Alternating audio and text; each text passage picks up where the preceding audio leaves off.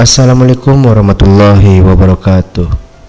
Wewe Gombel adalah sosok hantu dengan payudara yang sangat besar dan panjang. Hantu ini suka sekali dengan anak kecil. Tak jarang, jika di suatu kampung ada anak yang hilang secara mendadak, dapat disimpulkan telah diculik Wewe Gombel. Saat menculik, Wewe Gombel akan berubah menjadi seorang wanita yang cantik, sehingga anak tersebut tidak merasa takut. Jika berhasil terkena bujuk rayuannya, anak tersebut akan langsung dibawa ke sarangnya dan diangkat sebagai anaknya. Dipercaya, sarang Wewe Gombel berada di pohon yang tinggi. Di sanalah anak yang diculik itu dirawat dan disusui. Anak itu juga akan diberi makan berupa kotoran manusia yang terlihat seperti makanan biasa. Selain itu, anak tersebut tidak akan dipakaikan baju tapi dilumuri lumpur. Biasanya, untuk mencari anak yang hilang diculik Wewe Gombel, warga akan menyembunyikan dan membawa peralatan dapur seperti panci, wajan, tempat, tampah, bahkan kentungan sambil memanggil nama si anak dan melihat ke atas pohon. Setelah ditemukan, si anak akan terlihat linglung.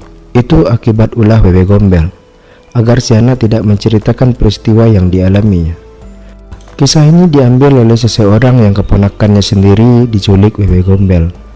Saat menjelang maghrib, keponakanku Zaki yang berusia 6 tahun pulang dari mengaji. Rupanya hari itu ada teman yang ulang tahun sehingga ia terlambat pulang.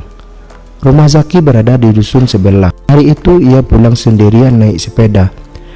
Bapaknya ada lembur di kantor, jadi tidak bisa mengantar jemput seperti biasa. Jalan satu-satunya yang terdekat menuju rumahnya adalah dengan melewati perkebunan aren. Tapi menjelang maghrib, sepanjang jalan itu gelap gulita. Tidak ada lampu dan listrik. Kabarnya, kebun aren itu dihuni oleh Wewe Gombel yang terkenal suka menculik anak kecil. Di kampung, hantu Wewe Gombel sangat dipercayai keberadaannya, khususnya saat sore menjelang malam atau saat menjelang maghrib. Bagi mereka yang masih memiliki anak kecil, biasanya lebih memilih masuk rumah dan mengunci pintu, karena di waktu itu dipercaya akan munculnya makhluk halus termasuk hantu Wewe Gombel. Cerita Wewe Gombel ini memang sudah tak asing lagi. Hampir seluruh anak kampung di sana percaya dan takut keluar rumah kalau hari telah senja. Tapi cerita itu tak berlaku untuk Zaki. Di tengah-tengah perkebunan aren yang sepi, ia masih mengayuh sepedanya sambil menenteng tas plastik yang berisi bingkisan kue tart ulang tahun untuk milik temannya. Di antara teman dan saudara-saudara yang lain, Zaki memang termasuk anak ini. Ia tak takut gelap dan tempat-tempat yang angker lainnya. Azan maghrib sudah terdengar. Zaki mengayuh sepeda lebih cepat lagi, bukan karena takut, tapi karena ia sudah tak sabar ingin mencicipi kue tartnya.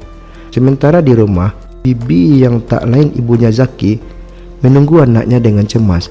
Bibi khawatir karena tak biasa Zaki pulang terlambat. Sebelumnya, Bibi juga telah dikabari oleh Bu Ahmad, guru ngaji Zaki, kalau kemungkinan akan pulang terlambat karena ada yang ulang tahun. Tapi dipastikan acara akan selesai sebelum maghrib. Setelah ditunggu hingga isya, Zaki tak muncul.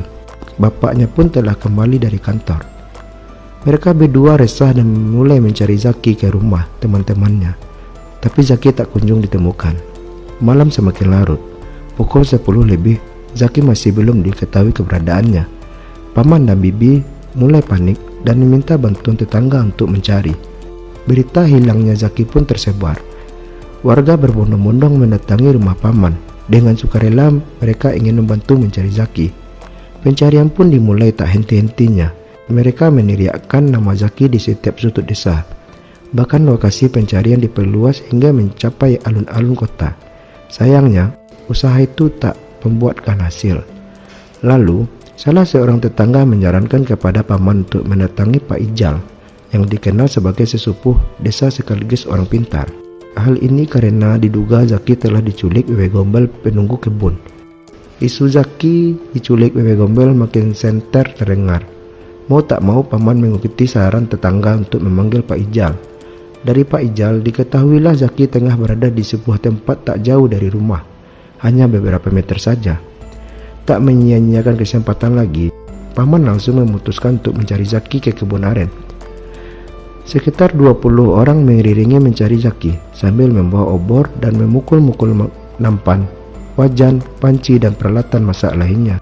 Diharapkan tetabuhan itu akan menarik Wewe Gombel berjoget-joget dan melepaskan Zaki dari impitan payudara yang panjang.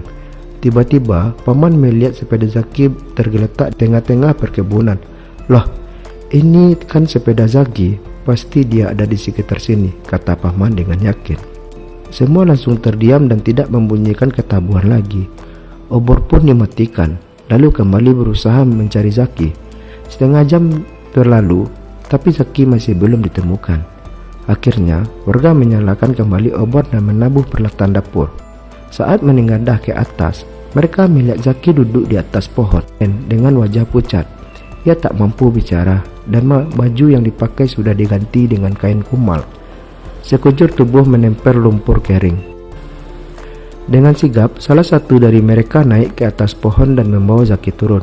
"Walah le, kamu sudah kembali nak.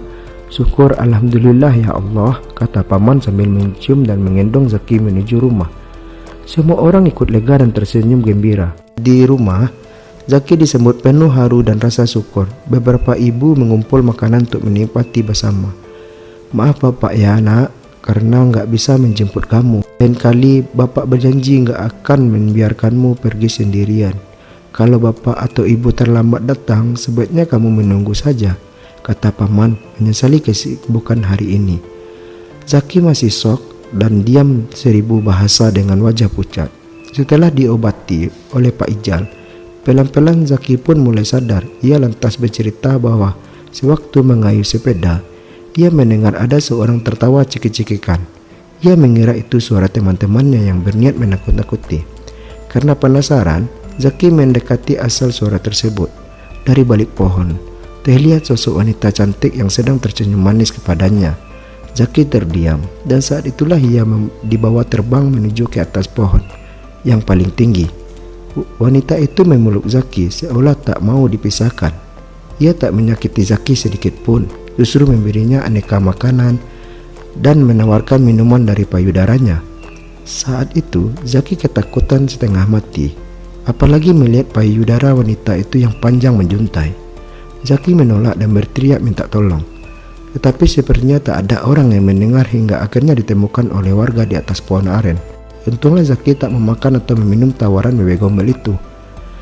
Menurut Pak Ijal, makanan yang ditawarkan itu adalah kotoran manusia, yang dalam penglihatan manusia seolah-olah makanan yang lezat yang paling ia sukai.